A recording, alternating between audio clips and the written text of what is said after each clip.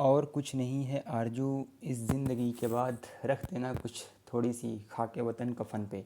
तो ऐसा ही एक जज़्बा होता है एक बच्चे का जो कि सपना देखता है बड़े होकर के फ़ौज में जाने का। और वह रात के 2 बजे, 2:30 बजे, 3 बजे जब पूरी दुनिया सोती रहती है, गांव में अपने कस्बों के जो छोटी छोटी पगडंडियाँ होती हैं उनमें वो नंगे पैर जूते पहन के दौड़ता रहता है। क्यों? क्योंकि उसका जो है सपना इतना बड़ा होता है, उसके हौसलों के आगे उसका जो जो सपनों के बीच आने वाली चुनौतियाँ होती हैं वो काफ़ी छोटी पड़ जाती हैं। लेकिन कभी कभी ऐसा होता है कि प्रॉपर गाइडेंस की कमी की वजह से वो जो है उस जगह पर नहीं पहुंच पाता है जहां उसे होना चाहिए।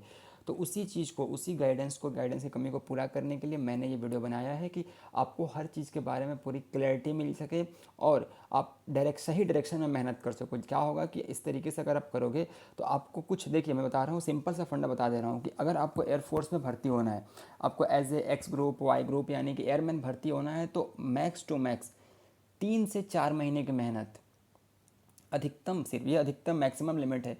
3 से 4 महीने अगर आपने मन से मेहनत कर दिया तो एयरमैन की नौकरी पक्की है। मतलब एयरमैन की जॉब लेना, एयरमैन भर्ती होना बहुत मुश्किल नहीं है। सिर्फ आपको 3 से 4 महीने रगड़ के मेहनत करना पड़ेगा, यानी कि फिजिकल भी आपको बनाना पड़ेगा, रिटर्न भी बनाना पड़ेगा और बाकी सब चीज़ें भी जो भी करनी होती है करनी पड़ेंगी, तब जा करके आपका एयरमैन आप 3 से 4 महीने में बिल्कुल, यानी कि अभी अगर आप तैयारी शुरू करते हैं तो जो अगला सितंबर में जो एग्ज़ाम होगा ना, आप उसके लिए तैयारी कर सकते हो। मान लीजिए अभी आज जून चल रहा है, जून का महीना है, जून जुलाई अगस्त सितंबर, सितंबर में भी मिड में होगा, तो आपके पास लगभग 3 महीने से अधिक का टाइम है।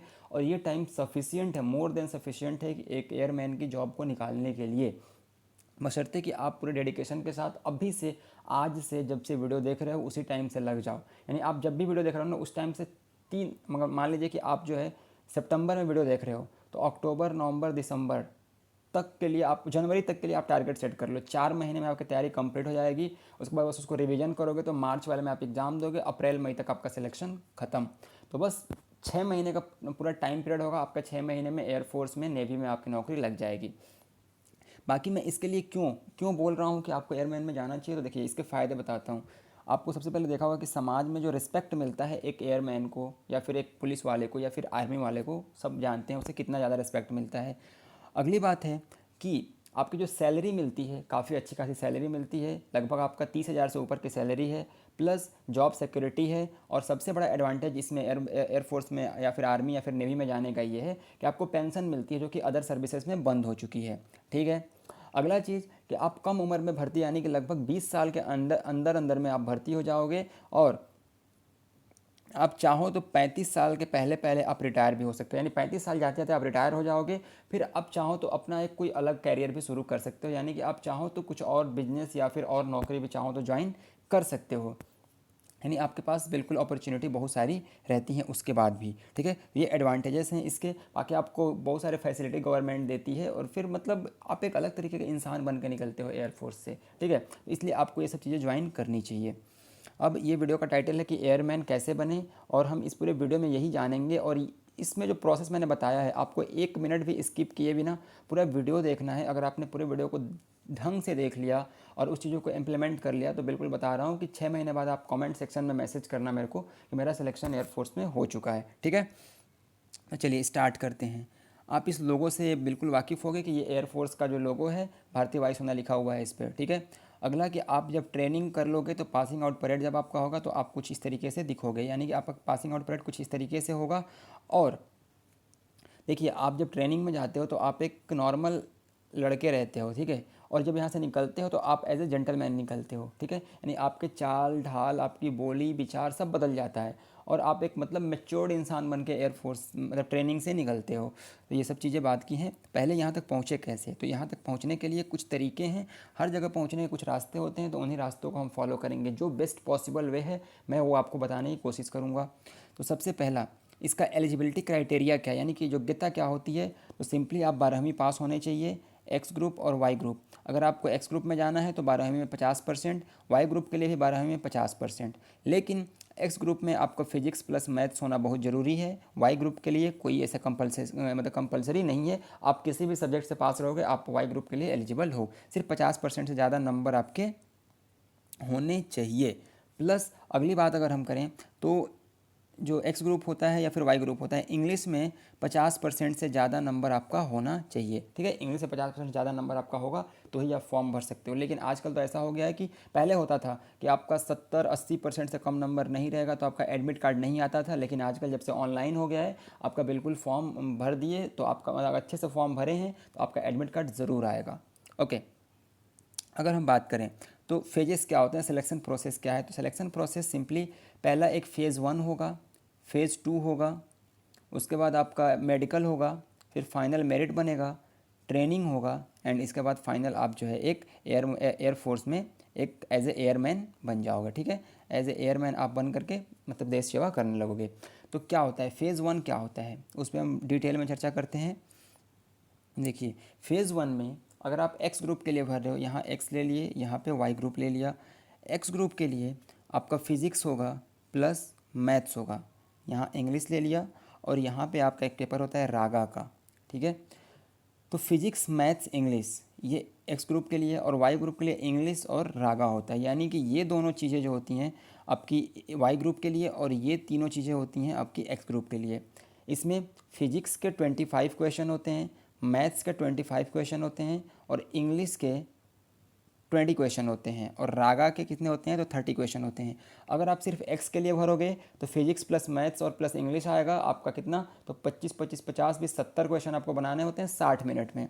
और अगर आप वाई ग्रुप के लिए भरोगे तो आपको ये सिर्फ इंग्लिश और रागा करना होगा, यानी 50 क्वेश्चन 45 मिनट में करना होता है। ठीक है, लेकिन अगर आप दोनों भरते हो तो आपको 85 मिनट में एक्स और वाई ग्रुप के सारे पेपर क्वालिफाई करने होते हैं। और आपको आपने एग्ज़ाम दे लिया तो अब किस में आपने क्वालिफाई किया हुआ है, एक्स के लिए किया है, वाई के लिए किया है, उस हिसाब से आपका फाइनल रिजल्ट आता है। फिर आपका सेकंड फेज होता है, सेकंड फेज में कुछ नहीं होता है, सिंपली आपका साइकोलॉजिकल टेस्ट किया जाता है। साइकोलॉजिकल टेस्ट मतलब आप सही तरीके से सोचते हो कि नहीं सोचते हो, उसके लिए कुछ खास तरीके की तैयारी नहीं होती है, बस आपके सोचने के नज़रिए को चेक किया जाता है और वो उसमें जनरली लोग पास हो जाते हैं। लेकिन हाँ, आपकी सोच ठीक ठाक होनी चाहिए। उसके बाद आपका फिजिकल होता है, फिजिकल में आपकी रनिंग होती है। तो अगर कोई भी लड़का अगर ठीक ठाक 4-5 महीने तैयारी किया है, रनिंग वनिंग किया है तो आराम से निकाल लेता है। आपका 7 मिनट 8 मिनट का टाइम मिलता है और उसमें आपको 1600 मीटर दौड़ना होता है। कोशिश ये करना होता है कि 6 मिनट में ही 1600 मीटर की दौड़ हम क्वालिफाई कर लें, जिससे कि हमें एक्स्ट्रा बोनस मार्क्स मिलते हैं इसके। तो आपको जब भी आप दौड़ना स्टार्ट करो तो आप 6 मिनट का टारगेट लगा करके 1600 मीटर दौड़ा करो। ठीक है, इससे क्या होगा कि आप फाइनल एग्जाम में और कम टाइम में इसको कर पाओगे। ओके, बाकी 20 पुशअप्स होते हैं, 20 सिटअप्स होते हैं, तो ये सब आदमी कर लेता है। ठीक है, फिजिकल का बहुत ज़्यादा लोड लेने की जरूरत नहीं है, बस आप रनिंग करते रहो और पुशअप्स वगैरह करते रहो, सब चीज़ें हो जाएंगी। सिलेबस क्या होता है, तो सिलेबस की बात करते हैं। तो देखिए सिलेबस, ये पेपर पैटर्न तो मैंने बता ही दिया कि कैसे कैसे कितने क्वेश्चन किस में आते हैं। अब सिलेबस की अगर हम बात करें तो सिलेबस देखिए, आपका अगर एक्स ग्रुप के लिए आप फॉर्म भर रहे हो तो मैथ्स और फिजिक्स है, तो आपको कुछ नहीं करना है, सिंपली आपकी 11वीं और 12वीं की जो बुक है ना फिजिक्स और मैथ्स की, उनको बस एक बार दोबारा से अच्छे से पढ़ जाओ। और क्या करना है कि जो क्वेश्चन पहले के पूछे जा चुके हैं इंटरनेट से या कहीं से भी, उसको आप एक जगह कलेक्ट करो या फिर मार्केट से कोई बुक खरीदो जिसमें कि प्रीवियस ईयर क्वेश्चंस उसमें दिए हुए हों किसके, तो एयरफोर्स एक्स ग्रुप के, और उनकी आप प्रैक्टिस करो। काफ़ी इजी क्वेश्चन आते हैं, सिर्फ आप एक बार अपना फंडामेंटल क्लियर कर लोगे ना, यानी कि जो बेसिक कॉन्सेप्ट है मैथ्स के और फिजिक्स के, अगर उसको आपने एक बार क्लियर कर लिया ढंग से 11वीं 12वीं के, या फिर अगर आप मान लीजिए देखिए 3 टाइप के स्टूडेंट होते हैं, एक 10वीं में जो पहुंचा है, एक 11वीं 12वीं में पढ़ रहा है और एक जो 12th पास हो चुका है। 12th जो बढ़िया नंबर से पास हो चुका है, ऑब्वियस सी बात है उसको नॉलेज है, तो सिर्फ एक बार उसको रिवीजन करना होगा। ठीक है, अगर जो 12th पास कर चुका है, अगर कोई एक लड़का है जो 12th पास कर चुका है तो वो क्या करेगा, अगर 12th वो पास कर चुका है तो उसने सब कुछ पढ़ा हुआ है ऑलरेडी, उसको क्या करना है, एक बार रिवीजन करना है। तो उसको मुश्किल से मुश्किल 1 महीने लगेगा पूरे सिलेबस को रिवाइज करने में। ठीक है, तो 12th पास वाले लड़के को जो मैथ्स और फिजिक्स का सिलेबस है उसको रिवाइज करने में मुश्किल से मुश्किल 1 महीना लगेगा, आराम से कर सकता है। और जो 11वीं में है या फिर 12वीं में है, वो क्या करे, जो अभी आपका सिलेबस, अगर आप 12वीं में हो तो जो अभी आपका सिलेबस चल रहा है आप उसको ही बहुत अच्छे से कर लो। और जब एक बार आप 12वीं पास हो जाओगे फिर आप 1 महीने का टाइम निकाल कर 11वीं का कर लोगे, तो आपका दोनों पैटर्न, दोनों 11वीं 12वीं दोनों कवर हो जाएगा। ठीक है, उसके बाद आप सिंपली जब भी एग्ज़ाम होगा उसके 2 महीने पहले आप एक बार फिर दोनों कवर करके और फिर से आप एग्ज़ाम के 1 महीने पहले खाली प्रैक्टिस करोगे।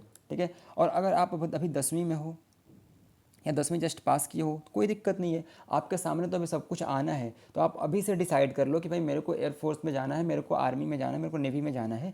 तो आप उसी हिसाब से अपने मैथ्स को और फिजिक्स को काफ़ी मन लगा करके पढ़ो। अगर मैथ्स फिजिक्स अच्छा कर लिया तो जस्ट 12वीं पास करते ही आपकी एक सरकारी नौकरी आपके हाथों में होगी। ठीक है, तो ये तो बात हो गई जनरल, यानी कि आप एक्स ग्रुप के लिए अगर जा रहे हो तो इस तरीके से आप करोगे। अब इंग्लिश सबसे बड़ा जो दिक्कत होता है जो स्टूडेंट्स को, उसमें उसको इंग्लिश में होती है। तो इंग्लिश के लिए क्या करना है, एक बुक बता रहा हूँ मैं, एसपी बख्शी का, एसपी बख्शी अरिहंत पब्लिकेशन की बुक है, अरिहंत पब्लिकेशन की बुक है। आप इस बुक को ले लोगे और इस बुक से क्या करोगे कि देखिए डेली जो इसमें वन वर्ड सब्सटीट्यूशन जो दिए हुए हैं, डेली आपको उसमें से 20 याद करने हैं।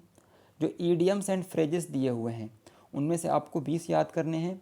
और जो वर्ड्स दिए हुए हैं, जो वोकैब दिया हुआ है ना, उसको आपको डेली 10 याद करना है। बस इतना करना है।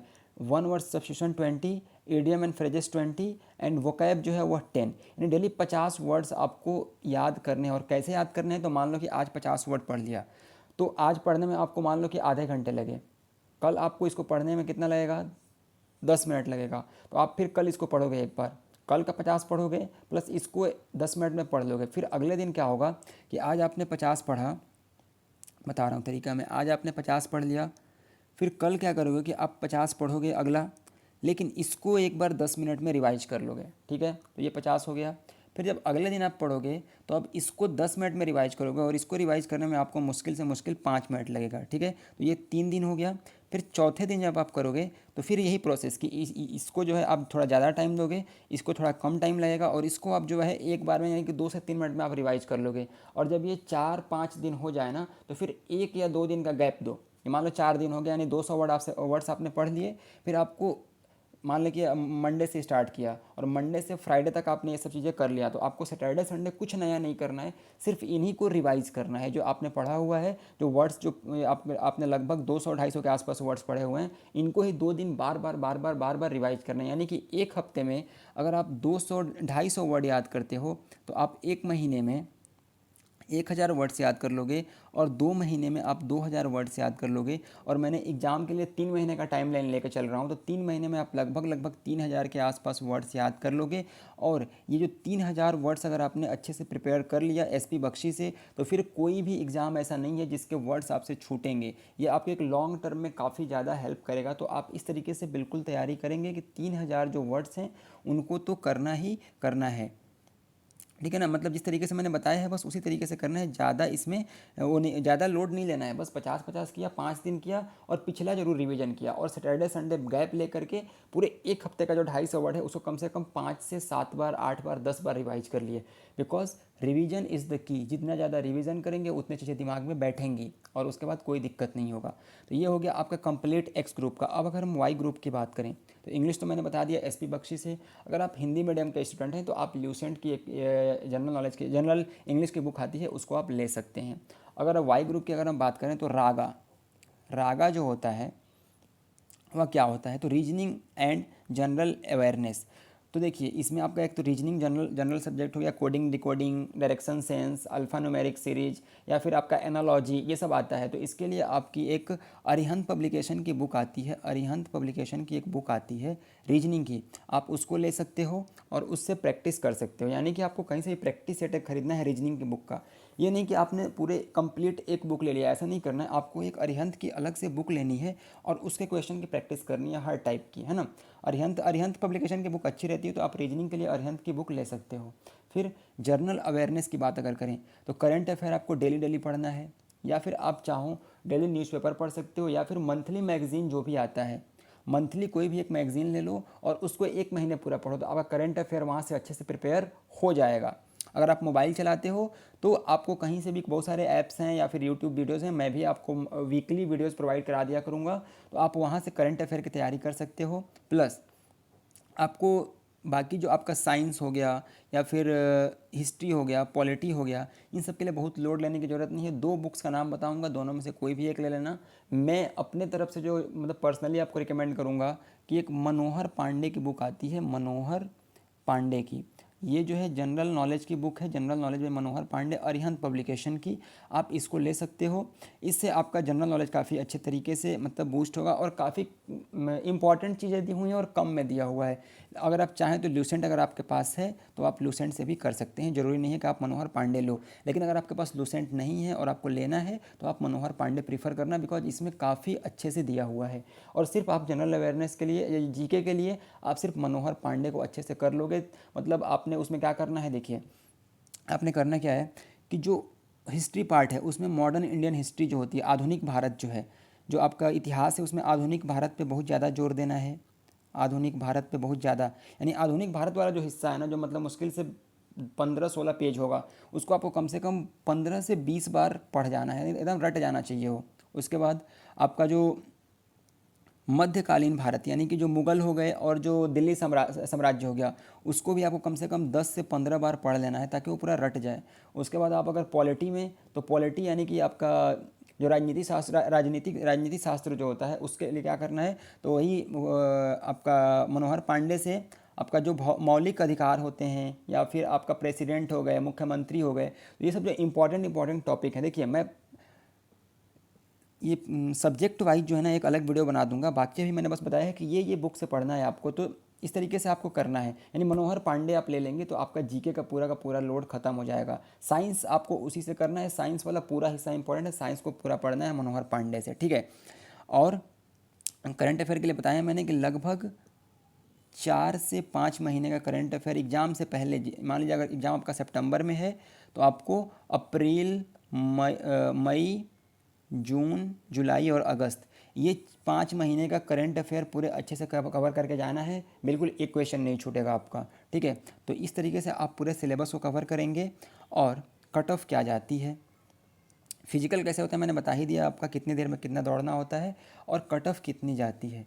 तो इस पे जो है ना मैं बिल्कुल कुछ नहीं बोलूँगा, बिकॉज देखिए जितने ज़्यादा नंबर ऑफ़ कैंडिडेट बढ़ेंगे कट ऑफ ऑब्वियस सी बात है बढ़ेगी। अगर आप अभी से कट ऑफ को टारगेट करने लगेंगे तो फिर आपका एग्ज़ाम ज़िंदगी में कभी नहीं निकलेगा। कट ऑफ को बिल्कुल मत सोचिए, आपको क्या करना है, मैक्सिमम स्कोर करना है। अभी आप प्रिपरेशन कर रहे हो सकता है पेपर आसान आ जाए और आपने इस बार देखा कि 20 नंबर पे कट ऑफ बना हुआ है और अगली बार वो जो है ईजी पेपर आ जाए तो 40 नंबर पे बन जाए और आप 30 नंबर करके आए हैं, तो कहाँ सिलेक्शन होगा।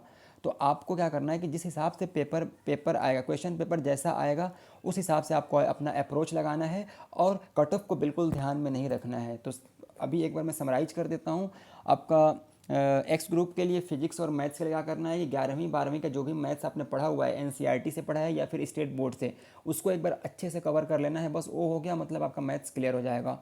आपके इंग्लिश के लिए एसपी बख्शी या फिर लूसेंट की जो बुक है वो अच्छे से कर लेना है। और कैसे वो कैब याद करना है मैंने बता दिया आपको। ग्रामर के रूल्स जो है, रूल्स करने के बाद प्रैक्टिस जरूर करनी है, रूल्स करने के बाद क्वेश्चन की प्रैक्टिस जरूर करनी है। और अगर आपको इंग्लिश पढ़ने में दिक्कत आता है तो अभी से जो है कोई सी भी आपकी स्टोरी बुक हो या फिर कॉलेज की बुक हो, स्कूल की बुक हो या स्टोरी बुक हो या कोई सी भी बुक हो या न्यूज़पेपर हो, कहीं से भी पढ़ना स्टार्ट कर दो। बिकॉज इंग्लिश जब पढ़ना जानोगे तो वही जो रीडिंग कॉम्प्रिहेंशन आता है उसमें उसको अच्छे से आप कवर कर पाओगे, ठीक है। तो रीडिंग करना बहुत ही ज़रूरी है। और वकैब यानी कि जो वर्ड मीनिंग कैसे याद करने मैंने बताया 50-50-50 वाला रूल, यानी कि वो एक वीक में 250 करना है। इस तरीके से आप कैसे एग्जाम तक 3000 से ऊपर वर्ड्स याद कर लोगे आपको पता भी नहीं चलेगा।